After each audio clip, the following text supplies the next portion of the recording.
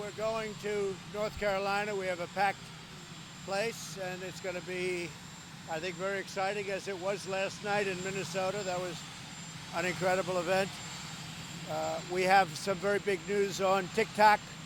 TikTok is moving along. We're dealing with Oracle, which you know of, Larry Ellison, and we're dealing with, as a combination, Walmart.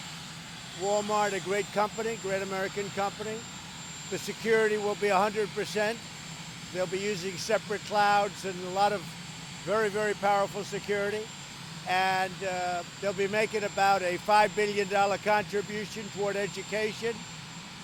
We're going to be setting up a very large fund toward the education of American youth. And that'll be great. That's their contribution that I've been asking for. But we'll see whether or not it all happens. But conceptually, I think it's a great deal for America. They'll be hiring at least 25,000 people. It'll most likely be incorporated in Texas. It'll be a brand new company. It will have nothing to do with any outside land, any outside country. It will have nothing to do with China. It'll be totally secure. That'll be part of the deal, and that will be both Oracle, as you know, and Walmart. And I think it's going to be a fantastic deal.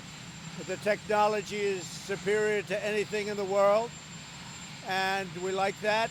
And again, a lot of jobs, a lot of money for our country.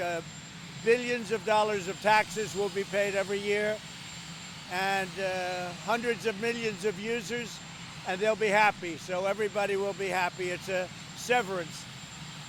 It'll continue to be named TikTok, as it was all along, and that's it. That's it. So I can say that I have given the deal my blessing. If they get it done, that's great. If they don't, that's okay too. But it's a great deal for America, and very interesting. Do you approve the deal? I approve the deal in concept, yes.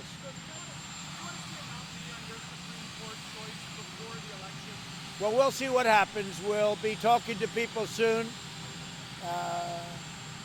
We have great respect for the process.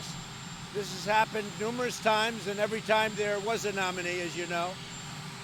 There's been many occasions where, frankly, it turned out to be during a presidential year. I think I heard 28, but whatever it may be. But in all cases, they went forward. But we want to respect the process, and the process will move. I think it's going to move very quickly, actually. I agree with the statement put out by Mitch McConnell. I agree with it actually 100%. I put out a very similar statement, you saw. So I think we're going to start the process extremely soon, and we'll have a nominee very soon. If you'd like to nominate a woman. Say it? Well, they're going to report the full scope of the deal very soon. Very soon. But it'll be totally controlled by Oracle and Walmart.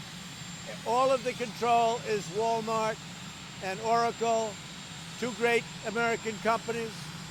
And you have the combination of the Walmart, that's obvious, and the high tech of Oracle, and the genius of the two leaders of those companies. Okay? Sir, on TikTok, sir.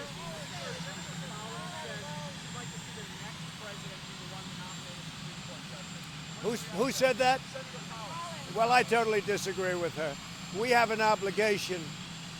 We won, and we have an obligation as the winners to pick who we want.